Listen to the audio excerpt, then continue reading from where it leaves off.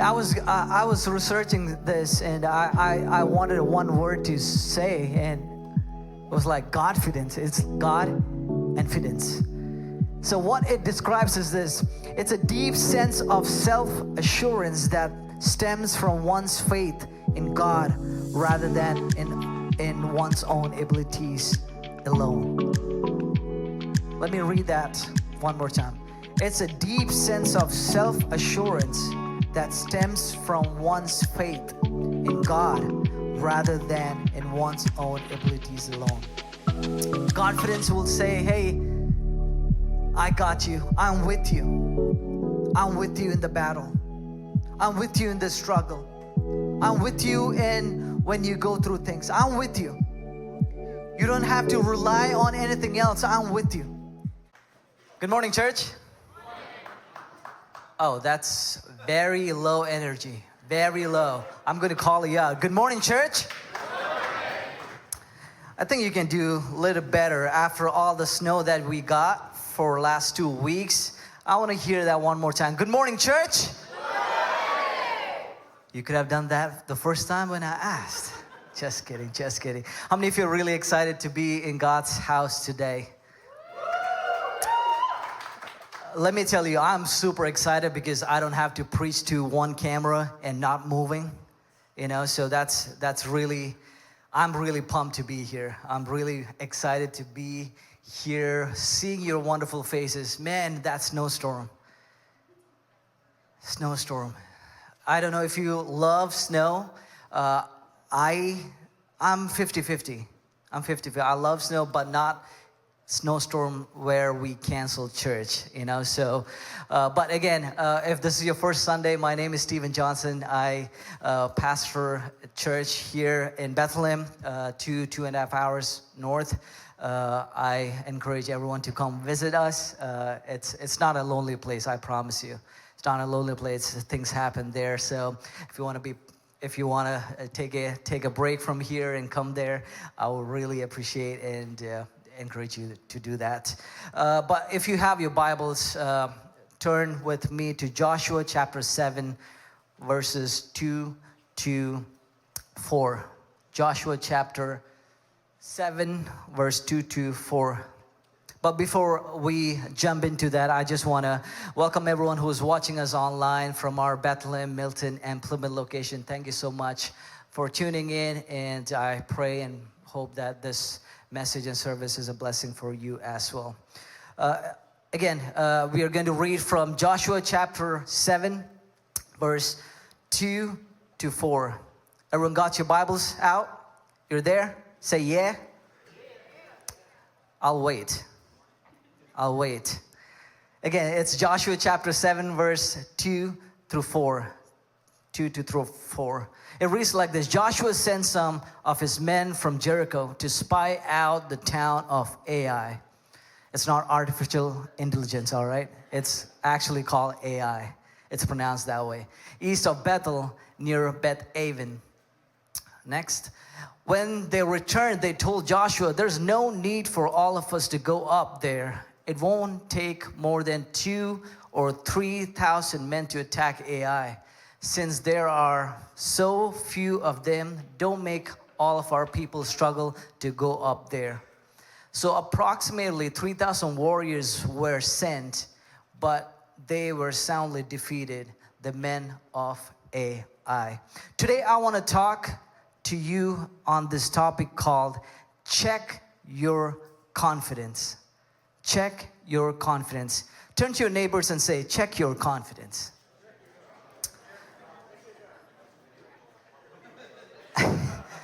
I see some people like, I'm not going to do it. I'm not going to do it. No. Turn to your other neighbor and say, ask this question. Check your confidence.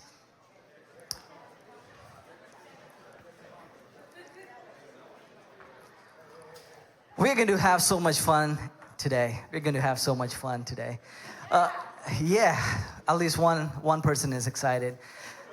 Check your confidence. I want to talk to you about this topic called Check Your Confidence. I just want to lay some foundation real quick. as we know, for a coin, there's two sides, right? Two sides. The same thing. Trusting God and having confidence in God is two different things. It may sound like it's the same thing, but it's not. Let me explain you this. 2019, while me and my wife, we were in Bible college, getting a degree, we were in a situation where only God could come through. In 2019, I got a mail. I got a letter in the mail saying, "Hey, you got 10 days to leave United States. 10 days." Backstory: my wife was pregnant with our first kid, and there was no way that she could travel in plane because she was almost 9 months pregnant. And imagine with me, 10 days to leave the country. There's no options. There's no options. In my human thoughts, in my human brain, I'm like, God, what do I do? I leave my pregnant wife here? Like this is our firstborn. This is our firstborn. I want to be there. I want to be there for her. I want to be there for my kid. All the stuff happening right there. But that's where the trust factor comes in. There was no other option in front of me. There was no other option for me to lean on other than trusting God to provide a way through that. And guess what? When we had 6 more days left, 6 more days, the clock was ticking. I trusted God through the process. We were fasting and praying. And God gave me this idea to present to the board of the college. And they immediately made a way for us to stay back. That is the God we serve. So that is me trusting God to provide when we don't see anything in front of us. Now let me talk about confidence. When we put our confidence in Jesus, when we launched Bethlehem campus, if you're new here, we have 4 campuses. The latest one we launched is almost 2 years ago in Bethlehem, New Hampshire. When we stepped down from Plymouth and agreed to the board of the church and church leadership that we will be stepping down from Plymouth and going to launch this church, we had all the confidence in Jesus that He's going to sustain us through it. The difference between trusting God and having confidence in God is this. Trusting God in my area that I just shared, there was no means, there was no resources. It was just blindly I was trusting God. Having confidence in God, stepping down from Plymouth and launching Bethlehem location, I had all the resources around me because the church was funding. I had helping hands, helping paint, helping get the building properly done and ready to launch. I have resources and stuff. I just had to put that confidence that God is going to sustain through that. I hope you're catching the difference. So today, what I want to talk to you is having confidence in Jesus. Check your confidence. So let's go back to this chapter, Joshua chapter 7 verse 2. To Joshua chapter 7 verse 2. It reads like this. So basically Joshua is sending men to attack Ai. Let me give you some backstory of how they landed here. When Moses died, Joshua was appointed the leader to bring Israelites to the promised land. And Joshua did the thing that he was called to do it. They crossed the Jordan River and they were in the promised land. But what happened was, even when they crossed and they're in the promised land, yet the battles were not over for them. The battles were still, they had to still fight some huge battles. And one of the battles that they had to defeat was Jericho. So now when you talk about Jericho, it's a big army, one of the biggest army in that time. One of the biggest army, one of the biggest, greatest walls, thick walls, huge walls. Biggest enemy in that time, biggest armies. And what happened was God gave Joshua instructions to follow so that they can defeat this army. And fast forward, they did what God asked them to do, and they defeated this army, this huge problem that was in front of them. They defeated. And fast forward, they're here now. Town of Ai, east of Bethel, near Beth Aven. And now, when you talk about Ai, it's a small town. It's less people. It's kind of like Bethlehem. 2,000 people maybe. It's a small town. So, imagine this, right? Normally, they were supposed to win this battle. They were supposed to win this battle easy because they just defeated a huge Jericho. And it should be easy to defeat the small town. But what happened was the small town defeated Joshua's army, Israelites. So here's where we are at. So my first point for you guys, for us this morning is yesterday's miracle won't win today's battle. I don't know if you caught that or not. Yesterday's miracle won't win today's battle. Just because you won yesterday's battle, just because you won Jericho 2 days ago or 3 days ago, months ago, does not mean you don't have to see God today. You may have the miracles that you got. You may have seen God move in your life, in your marriage. You may have seen God move in a lot of places in your own personal life. But that does not give us a permission to not let God come into you today in your life. Hear me out, church. Because yesterday they won Jericho. But the same army, the same powerful army cannot beat a small town. And that's where I want us to remind ourselves today to check our confidence. To check our confidence. It does not make sense. It really does not make sense for Israelites to lose this battle. Humanly thinking, yeah, they did great for Jericho. They did a wonderful job listening to God, taking all the instructions down and marching around Jericho. But when we come here, we see the unexpected. We see the unexpected. Sometimes it's same for us, right? We say, God, yeah, I've seen you through all this life. I've seen you through how you move in my life. I've seen what you have done, but sometimes we forget to invite Him for today. Sometimes we forget to invite Him for tomorrow because we still get stuck in our yesterdays. Saying, God, yeah, I got it. I know how to do it. And try to move our life forward with our yesterday's miracles. Here, now fast forward, let's see what the conversation is happening here. Verse 3, it reads like this. When they returned, they told Joshua, there's no need for all of us to go up there.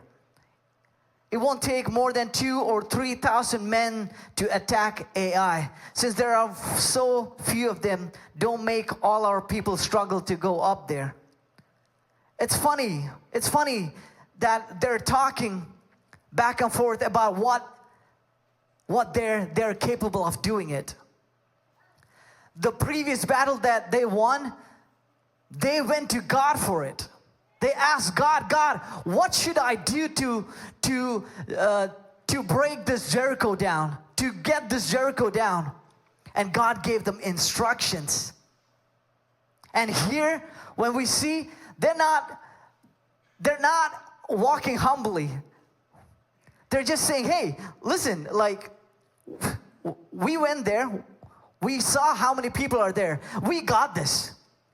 Yo, Joshua, let me tell you something.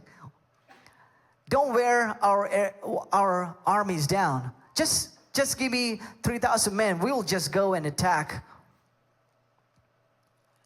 A lot of times we talk to ourselves like that. We talk about the confidence that we have in ourselves sometimes. Yeah, I got this. Yeah, I don't even have to pray about it. I don't even have to go to God for this guidance. I got this. I have the confidence in my own stuff. And try to live a life. Here's what I want us to think through. Sometimes our greatest victories lead to our worst defeats when we forget who gave us the victory in the first place. Let me say that again. Sometimes our greatest victories lead to our worst defeats when we forget who gave us the victory in the first place. It is so important that we don't live in our yesterday's miracles of what God did and just sit and be stuck in one place and say, God, I seen it, and not invite Him today and live a life. Understand this. You cannot rely on yesterday's miracles for today's battle. Listen, I cannot just stand here and say, yeah, I know how to launch a church. I know how to plant a church and be successful in it. And just go back to my hometown in Dubai or Kuwait and say, you know what, guys, I know I've learned everything. I know how to start a church. I know I understand how the system works. No, I cannot. I cannot take all the strategies that I learned from here to go back to a Middle Eastern country and start launching a church. It will not happen. The strategies that I need to use back home is different than here. I cannot rely on my own understanding just because the church is flourishing here. Are you with me, church? Are you getting? You cannot rely on yesterday's things of what God has done to live a life today. We need to humble ourselves. We need to humble ourselves and ask God, God, what do you need from me today? God, what do you want me to do? God, I have this decision I need to make. God, what do you want me to do? Church, it's important to invite Him in our present life. This mic is dead. It's on. I told you I'm going to have fun today. We are going to have fun today. Second point, self-confidence will destroy you. Self-confidence will destroy you. This is what human confidence will do. Human confidence is dangerous because it makes you think you are the source of your success. If you're taking notes, write it down. Human confidence is dangerous because it makes you think you are the source of your success. Going back to this conversation of Israelites, those people. yeah, just give me a couple of people. We'll finish this off. We'll finish this battle. Give me some 3,000 people, and we'll just go and smash these people and claim the victory. This was their confidence. This was their conversation. Let me tell you, it does not matter if the enemy is small or big. It does not matter if your problem is big or small. It does not matter if it is the size of Jericho or if it is the size of Ai. If there is no God in it, your battle is totally done. You can pray, and you can pray, and you can pray. But if you don't invite God into it, if you don't invite God into your personal life, if you don't invite God into your marriage, if you don't invite God even in your struggles, and you just walk around with your chest high, your chin up, and say, I got this. Let me tell you, I'm so sorry to disappoint you. Your battle is over. Your battle is over. Listen, this group, they knew the power of God. Israelites saw and experienced what God could do in their life. They just had the victory that God gave them, and yet, for a moment of time, they forgot who God was. They forgot, they didn't invite them. They didn't invite God into the smallest town they could easily defeat him. They put so much of their confidence in their ability. They put so much confidence in their army. They put so much confidence in what they could do and not what God could do in their lives and through their lives. And what happened, church? What happened? They got defeated. They got defeated. They lost their battle. Not because Ai was stronger than them. They didn't lose their battle because Ai had huge, powerful army. No, they lost their battle because they did not invite God into it. And I want us to really focus in on that. If we don't invite God into our situations and we don't seek after Him day and night, we lose our battles. Some of us have lost small battles that we thought we could easily win because we left God out of it. Some of us have lost battles that easily we should have overcame it. In our naked eyes, that was an easy win. That was an easy situation to overcome. But yet we find ourselves in a place of defeat because we did not invite God into it. Overconfidence will say this: I don't need God in this area of my life. I don't need it. When we are supposed to pray and ask guidance, overconfidence will say, hey, I got it. You don't have to do it. When we need to handle the situations in our relationship or somewhere else, in order for us to overcome it, we gotta ask guidance from it. But what overconfidence will say, hey, you don't need it. You don't need it. Believe in yourself. You don't need it. Let me tell you, let me invite you and encourage you, church. Seek after God. 1 Corinthians chapter 10 verse 12, it reads like this: if you think you're standing strong, be careful not to fall. Man, I love Bible. How it clearly gives us instruction. If you think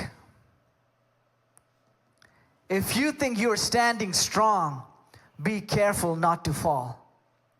If you think you got this, if you think that you can handle the situations, if you think that you're going to overcome these addictions, if you think that you're going to make a way without God's help, if you think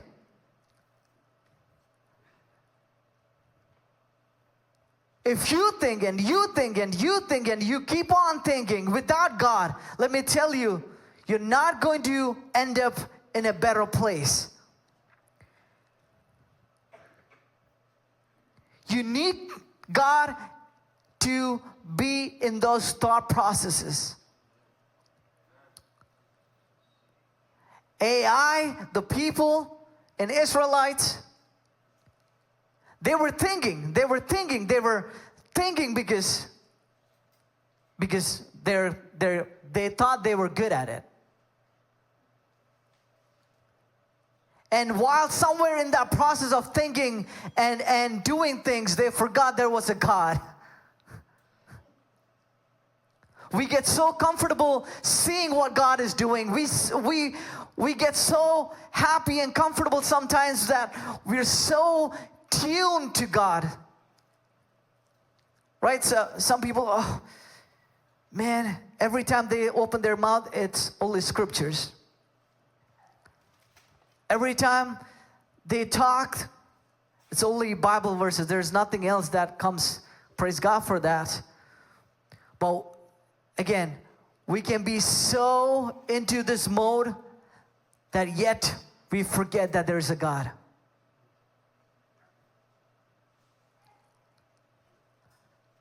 Let me tell you this, I can think I'm the best communicator in this world. Nobody agrees that? All right, that's fine. I can think I'm the best communicator on stage. I can take all the classes that the world can offer online to how to be a better communicator. I can learn the art of preaching. I can take classes on how to win the audience attention. I can do all that stuff. That's all good. That's all good. I can learn all the body languages. I can learn all these things, and yet what that will give me is change your mind and not your heart.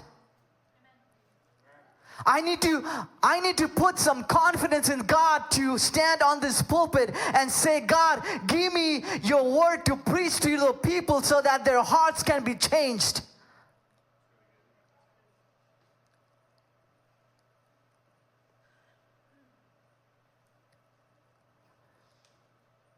Church, it takes a lot of confidence for me to stand here.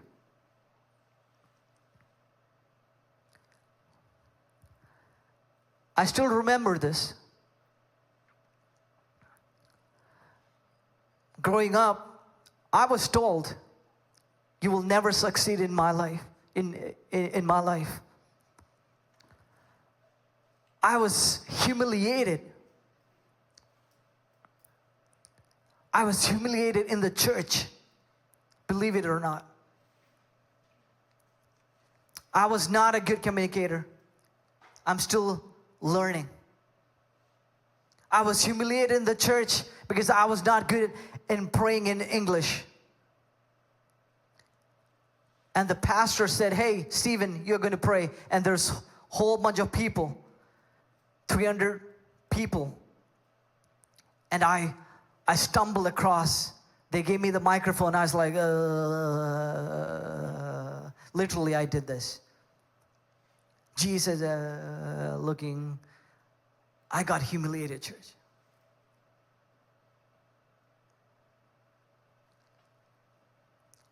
I was told to my face that you will never, never, never have a successful career. How can you preach? How can you teach people? How can you be on stage?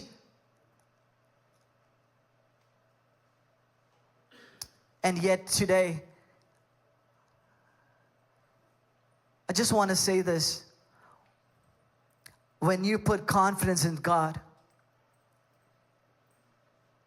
God can change the story for you. God can change the story for you, church.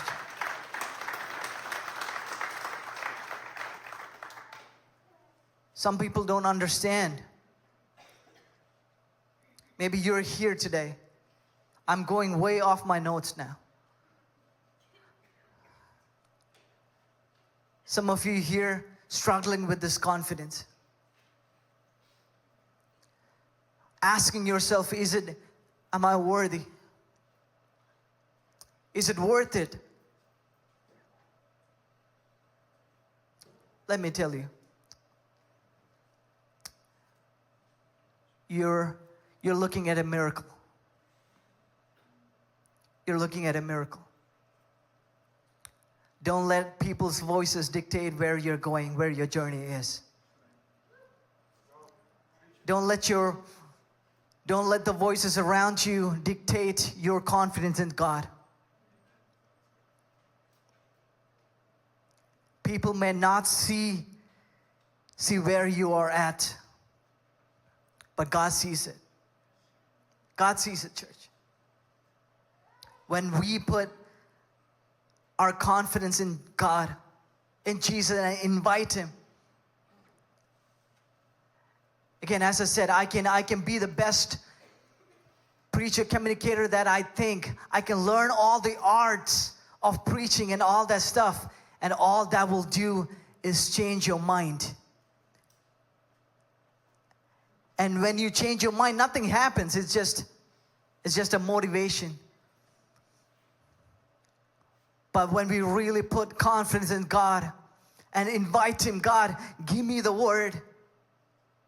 God, give me the word to preach so that the lives will be transformed, their hearts will be transformed. That's where the real transformation happens, church. Let not our self-confidence come in between you and God.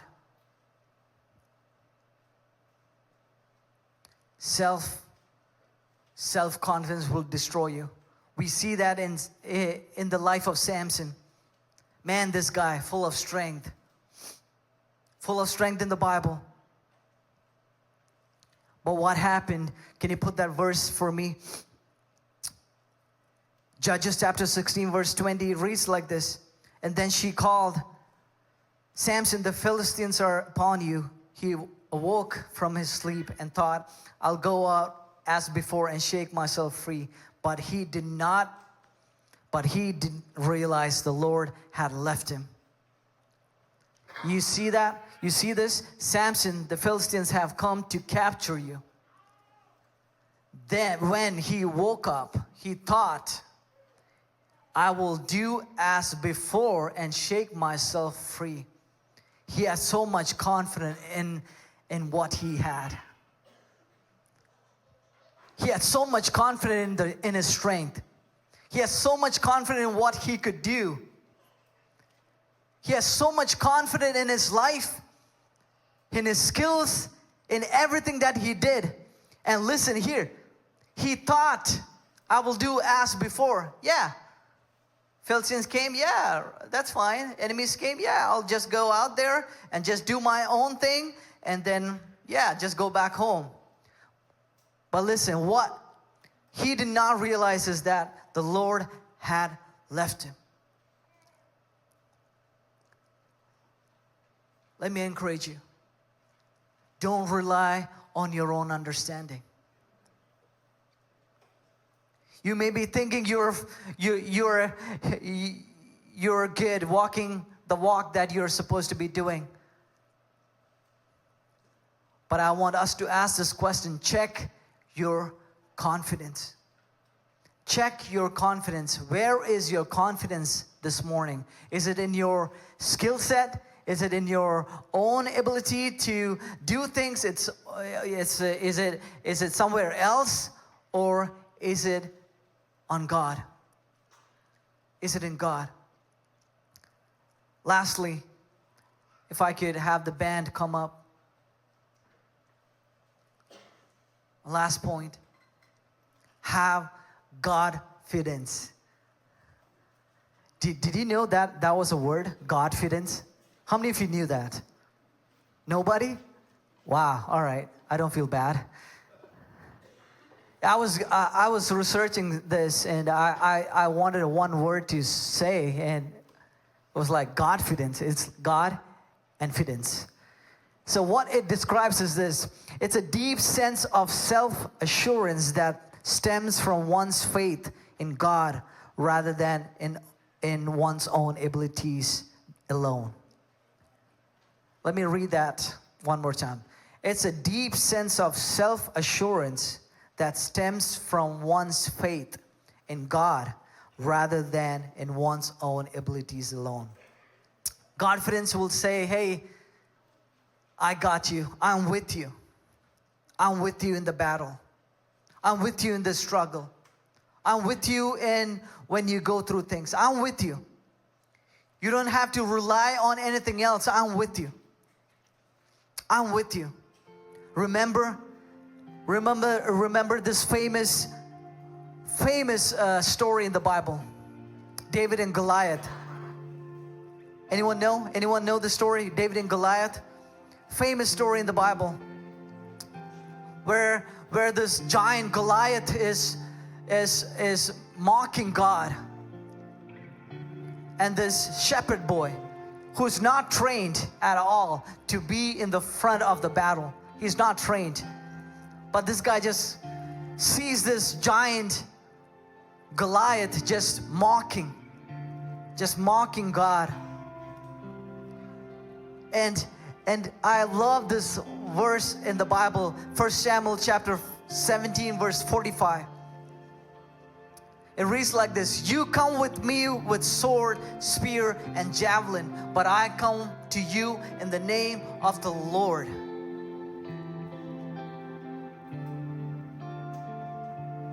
It's a very interesting passage.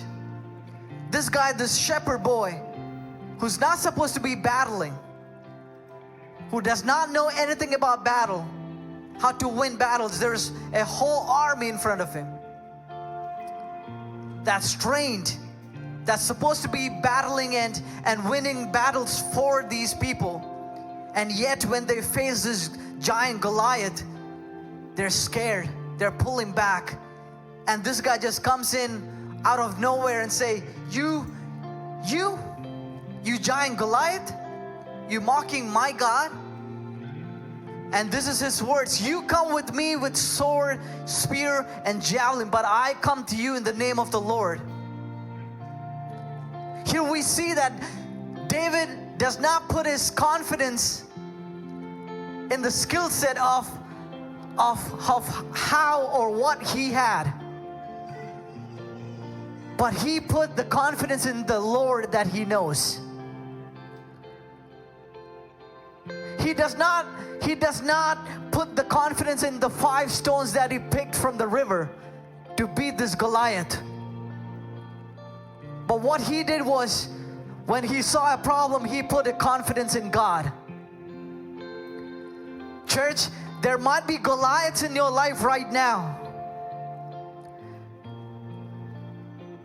And that huge problem might look like in your life, maybe financial, maybe it's something else, maybe it's job, maybe it's marriage, maybe it's something else, maybe it's church or church people, whatever that may look like for you. It might be mocking you, it might be making fun of you, destroying your God-given confidence. But I want to encourage you, put God back into it. Just like David, the enemy will come with swords and spears and javelins, but let us be the church where we stand and say, God, I need you today. I seek you today, God. Because when we put confidence in God, when we invite Him, we win the battles. We win the battles, church. We don't have to walk alone. don't have to walk alone. Here's the thing I want to say and close this. Don't confuse past victories with God's permission to move on without Him.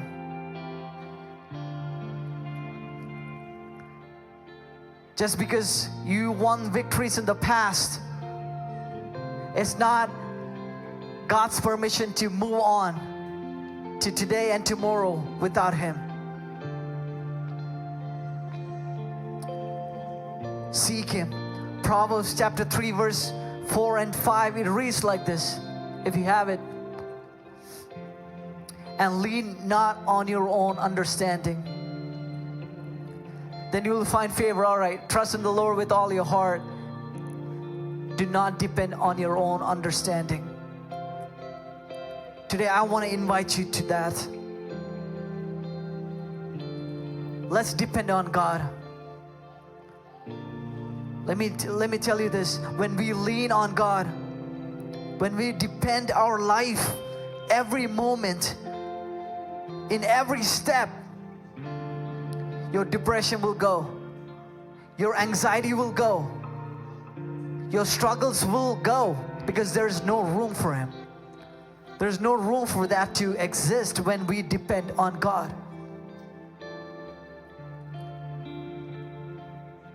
In this culture where it's heavy